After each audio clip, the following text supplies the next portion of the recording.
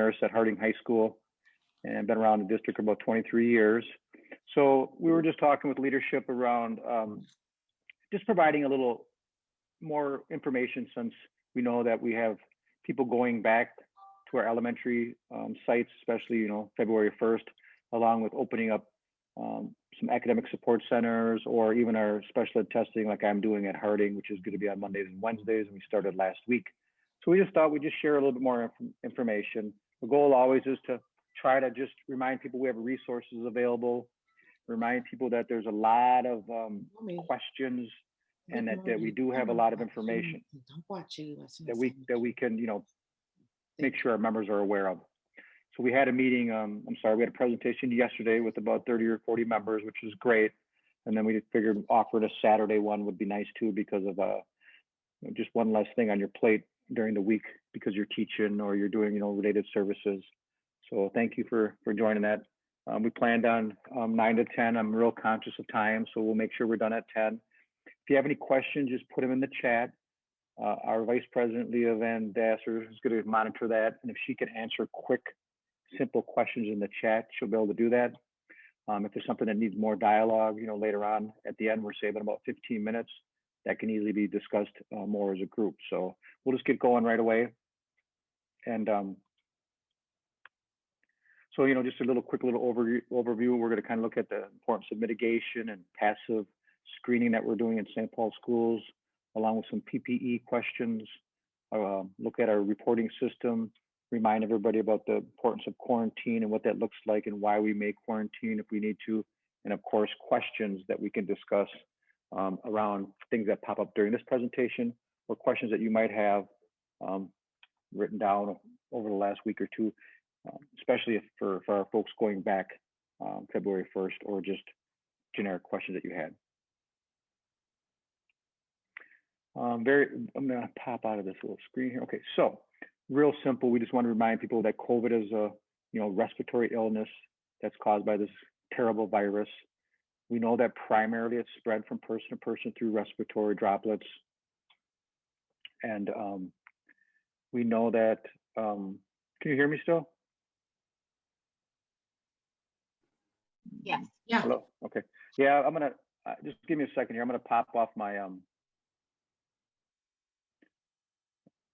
Okay, let me know if all of a sudden you don't hear me. I think my headphones might be losing juice here. And one of the things is, we know that we can become infected by coming into close contact with persons who are, who have COVID-19. And the tricky thing really is that we have a lot of people who are positive, that don't show symptoms. And they're able to spread this virus without even knowing it. There is research, of course, that you can get this nasty disease, COVID, by touching on surfaces or objects that have been the virus on it. But MDH has been real big around the primary spread is respiratory. So that's where we're focusing on most of our energy on. But with the idea that we still practice good hygiene, we still wipe things down, but respiratory is our biggest concern. And we know that it can range from mild to severe.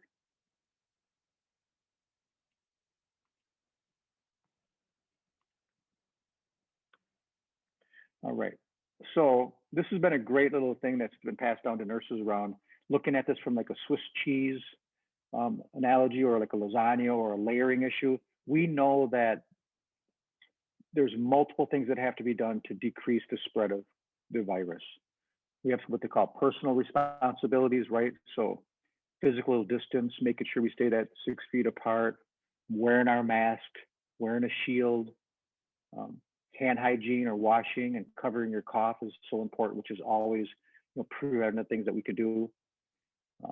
Try to avoid touching your face.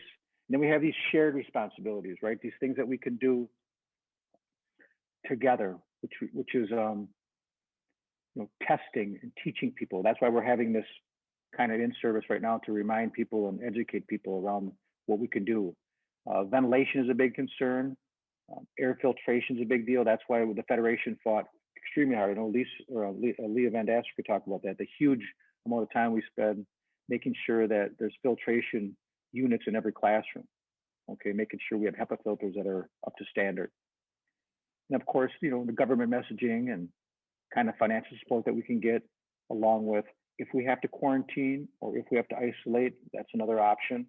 And then the importance of vaccine. I know nurses were given the opportunity real quick just last week to sign up to be trained on vaccination and how to administrate that if we have an opportunity to help out, along with receiving the vaccination next week. And that came fast. So we know the earlier message was there was only 88 vaccinations available for certain people in the district, but we already know that other venues are coming out. So for example, our boss sent us an email, I think it was like Thursday night, and by Friday, we had to be signed up, ready to go by 10 in the morning. Otherwise, those slots would be given to other people. So anytime we get information, we'll make sure that that's passed to our members. So if vaccinations made available, whether it be on site at some of our SPFE schools or outside in the community, we'll make sure we can pass that information along as quickly as possible. Hand hygiene, we always talk about that just because it's so critical. We don't, PPE doesn't replace hand hygiene. Just because we have masks on or have a shield on or gowned doesn't mean we don't wash our hands regularly. So we always just remind people that 20 seconds is so important, soap and water. We've seen that in the sites in the summer when we had our discovery clubs. We had 5 sites open, we had water stations, we had hand washing stations. So that's something that we continue to remind our staff and our students and our faculty and members that come into our buildings to continually wash your hands on a regular basis. I put here in the manual, we know that the district, it's mandated to review the manual. I'm not going to get in depth with the manual during this presentation, but we just wanted to make sure it's available. And then Leah, can you do me a favor? Can you put the link for this presentation in the chat for me? Sure, I'll find that and do that. Cool, thank you. But I just want to remind people there's a ton of information on this, and the Federation had members that were involved with the manual process. Mary Langworthy, student wellness supervisor, was a big facilitator in this, and it's a great resource. And depending on what you're concerned about, it breaks it down pretty straightforward. So for example, if you had questions around social distancing and what that looks like, or hand hygiene like we just talked about, or personal protective equipment, you can look throughout this document and there's hyperlinks, and they're awesome. They're all supported with best practice. It's all available for CDC, Minnesota Department of Health.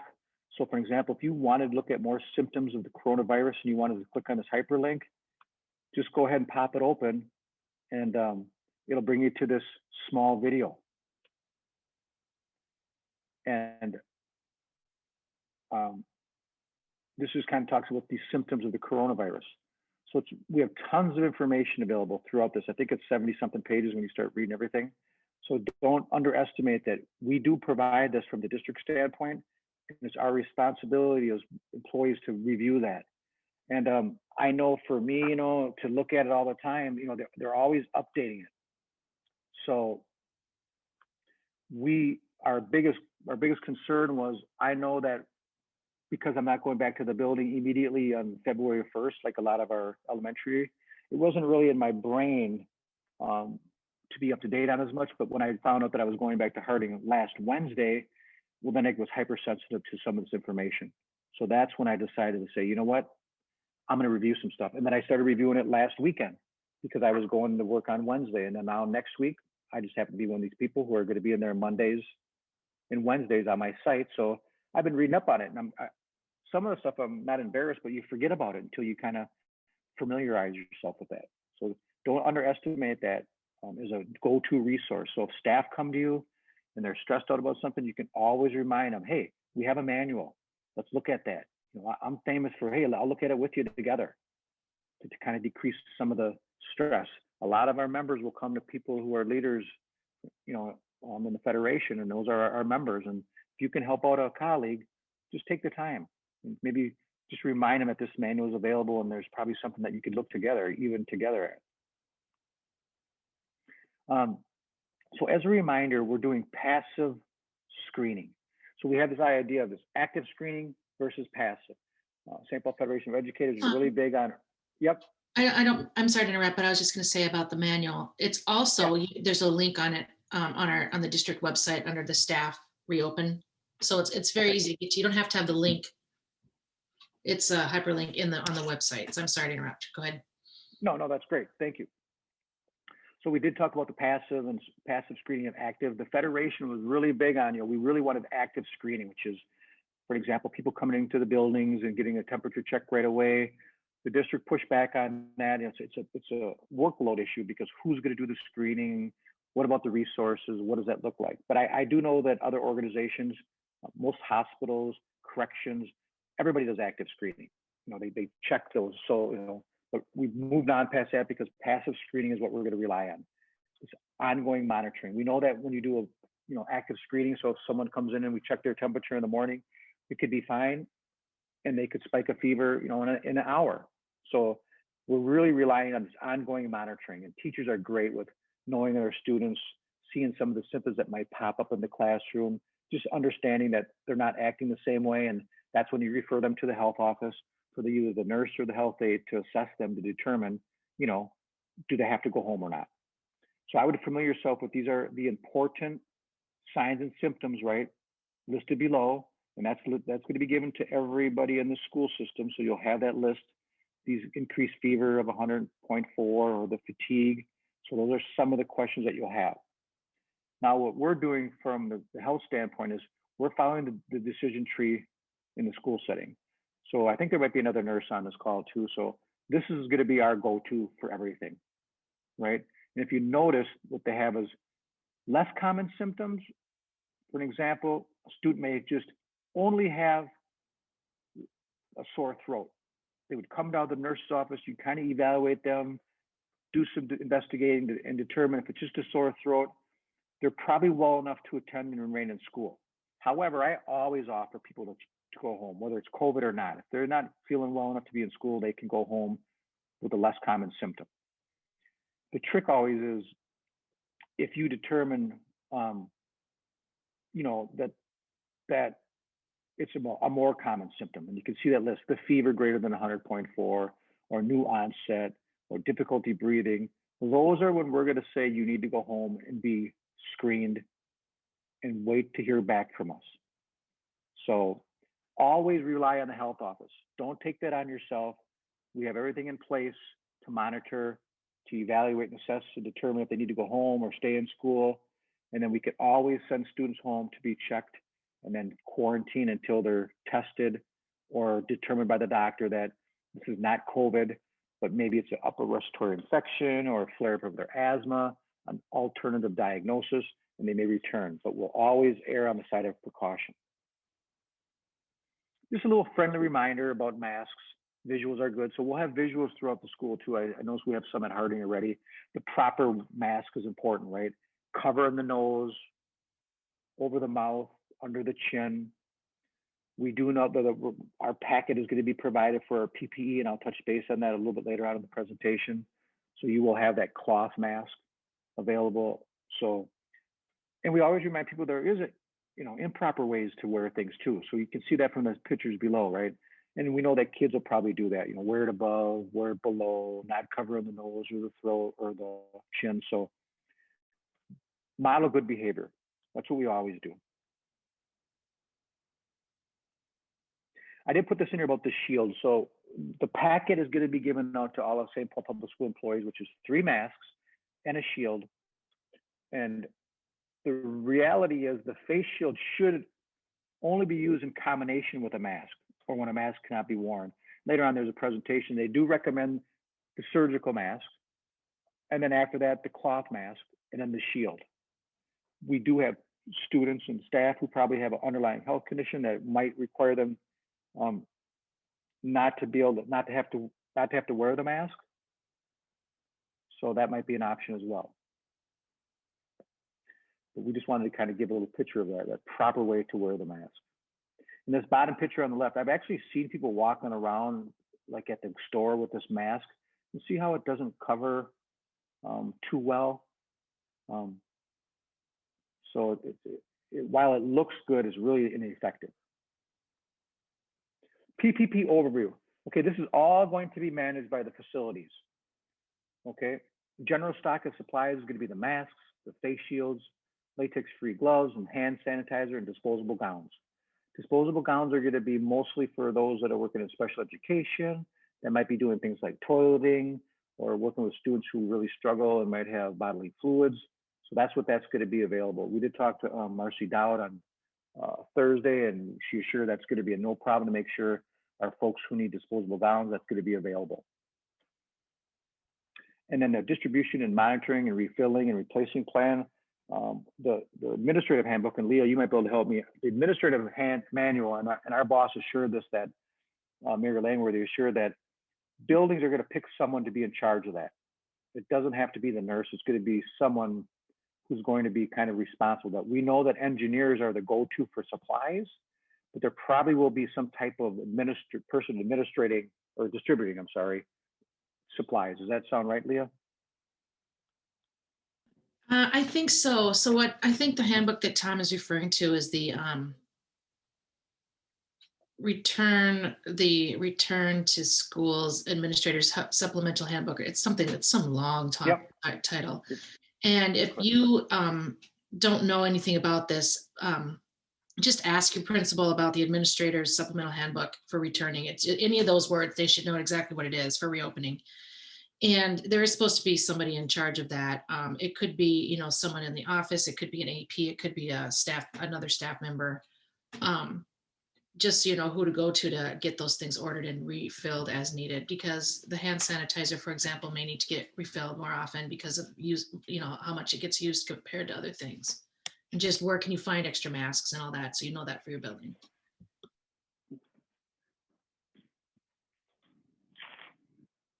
Sorry about that, guys. I had to step away. Losing some audio on my phone. Sorry about that. Thanks, Leah. I did provide this little thing from MDH that talks about when you're required to have a gown on or when you're supposed to have an N95 and what's required. I kind of just left this as a resource because if you feel that you're in a situation where you need more protection, like for an example, at the bottom, you might be assisting with trach cares or suctioning. Maybe this could be an EA or a TA or a delegated responsibility. We just wanted to make sure that it does show that you're required to have, eye protection or N95, or you should have. That's just a resource. I just wanted to toss that in there. We know that the biggest concern is going to be, for the mitigation, is going to be the surgical mask with the cloth covering and a shield, all three. I put this in there just as a resource. So this is a PPE training video. One of our colleagues in the nursing department kind of to have this, but I'm just going to show a few seconds of it, or a minute.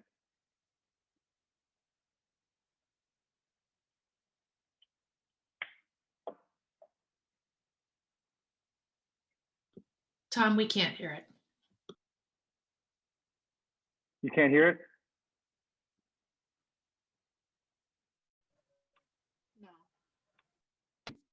No.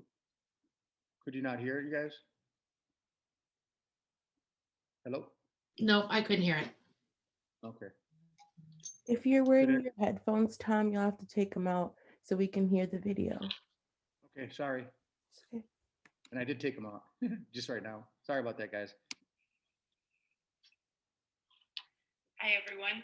We're going to review the proper steps for donning or putting on and doffing or taking off your proper PPE. Depending on situations, you will need it for student interactions. Let's assume that you've been going throughout your day wearing your cloth face covering,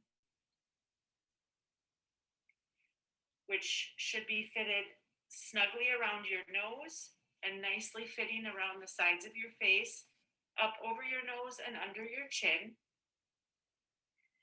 If you do need to put on additional PPE, make sure that you wash your hands first before you're putting on your PPE. You can take off your cloth face covering and put on a surgical or medical grade mask.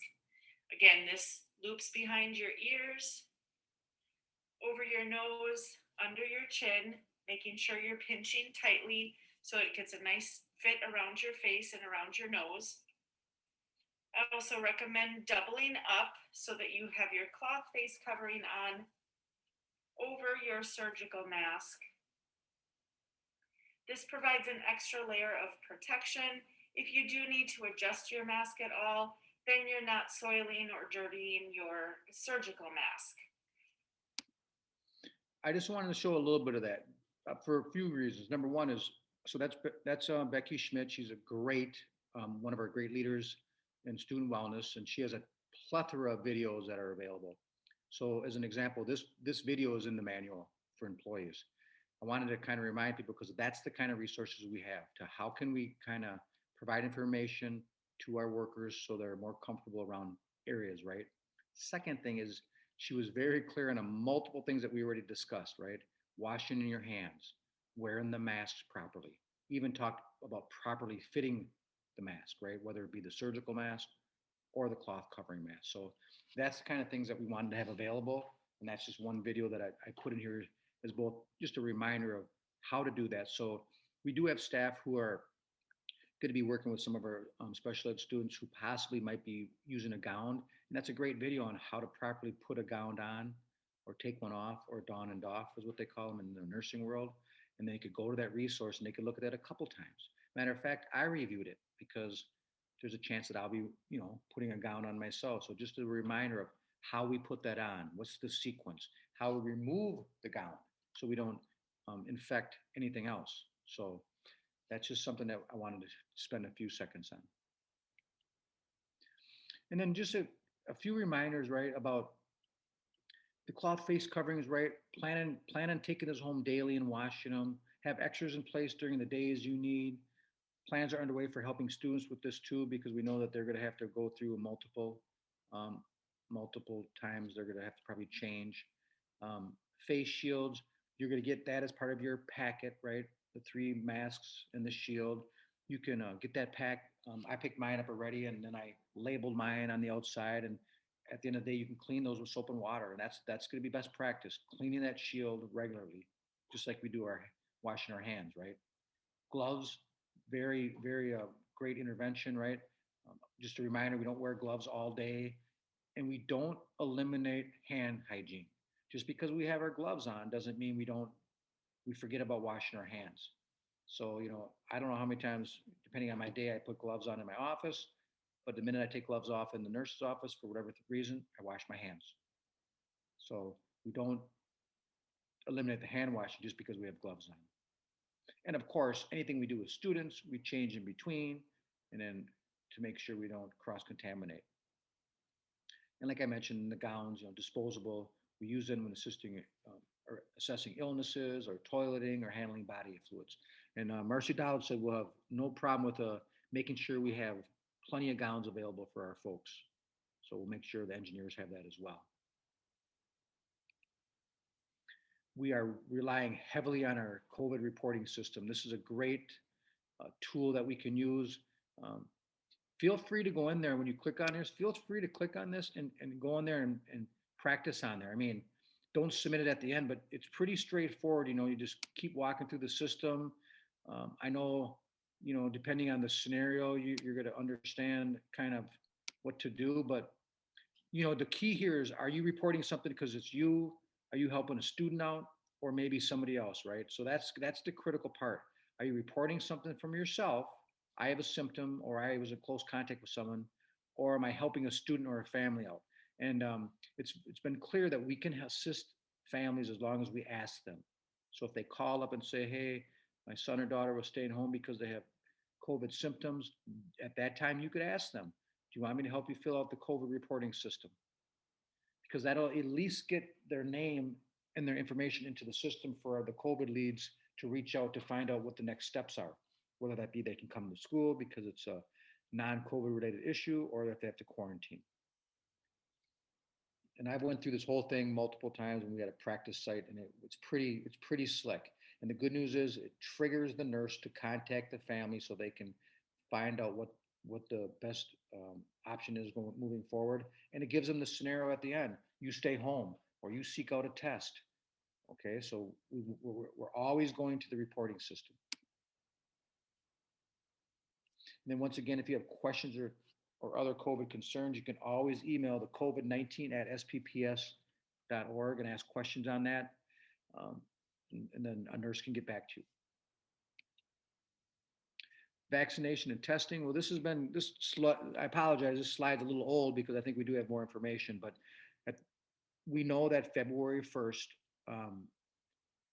that vaccine is going to be an option to be available for some people. I'm sorry, before then, like I mentioned, some people already have access to vaccines.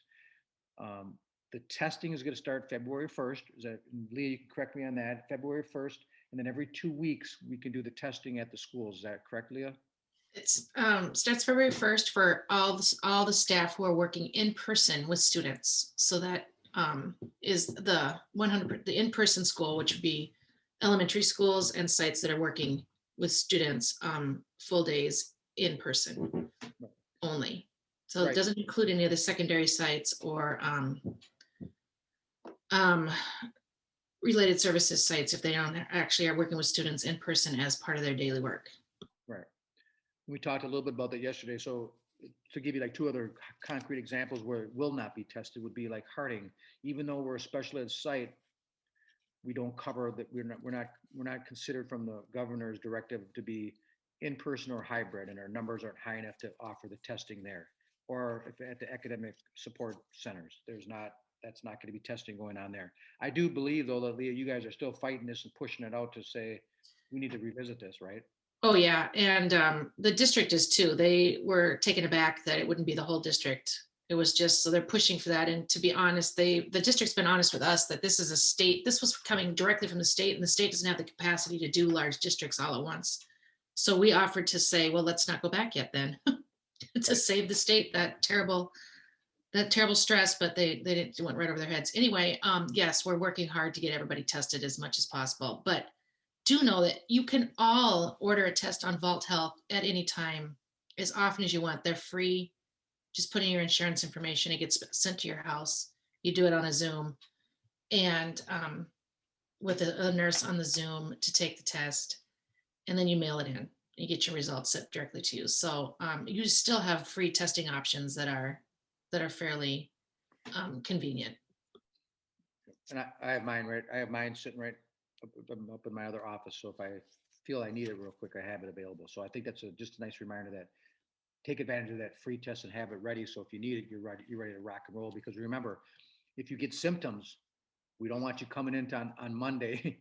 Number one, don't wait to be tested on Monday if it was an opportunity to be at your site, because you're going to be coming in with close contact with people with symptoms. So just order that and have it at home. We've been going through this for 8-9 months, probably 10 months around. MDH is real big on the 14-day quarantine period, starts the day after the person with the COVID-19 completes its isolation period.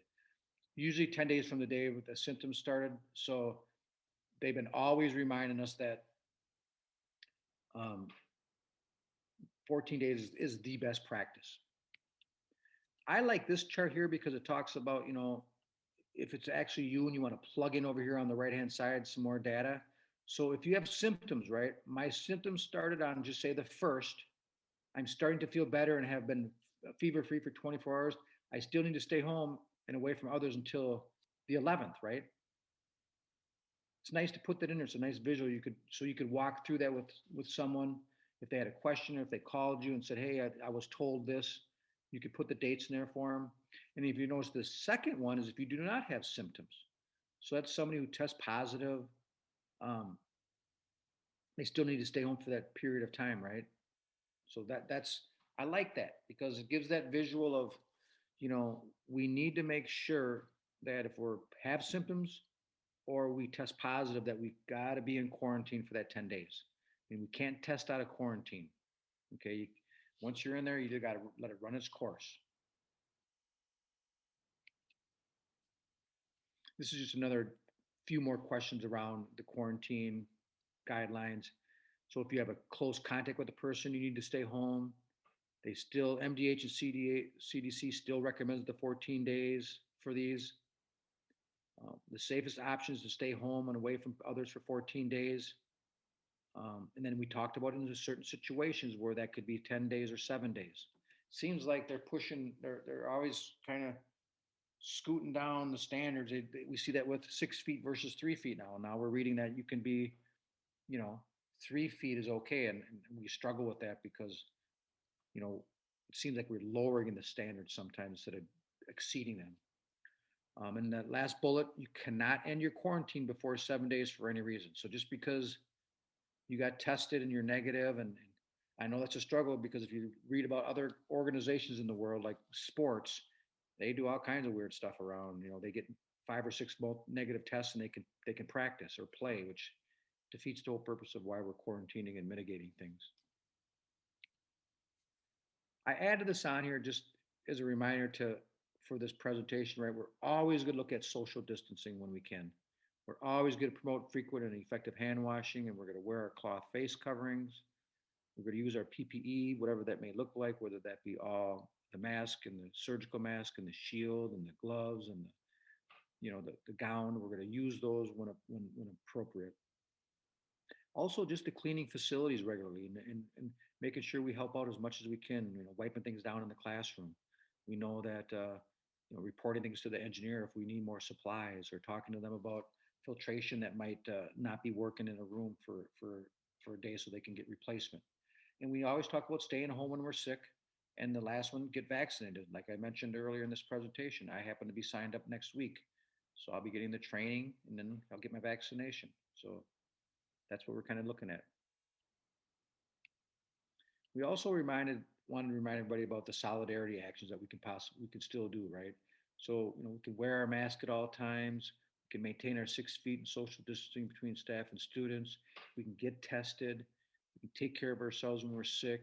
We can fill out the reporting system. We can do all those things, to protect our colleagues and protect each other in the buildings. And also, don't shame folks who get sick with COVID or those who choose to wear additional PPE. Support one another. Whether it's COVID-19 or anything, we should always be holding regular union meetings to check in with each other and see if there's support folks who are struggling. Even if it's just a simple thing. I mean, people come down to the nurse's office all the time and they're asking me things like, hey, what do you think about something? Take some time and share things with your colleagues. If they're coming to you for 2 reasons. Number one, they're comfortable coming to you. And number two is they feel that you have information that you could probably give them. So let them know that you're there to talk about stuff, or if you don't, refer them to me, refer them to Leah or Bina on this call, refer them to someone in your building preferably, but always call me. I'm available for anybody, any one of our members, anybody who's administration, I don't care who it is. If they think I can help them out, I got no problem spending some time with anybody. So that's all I got going on now.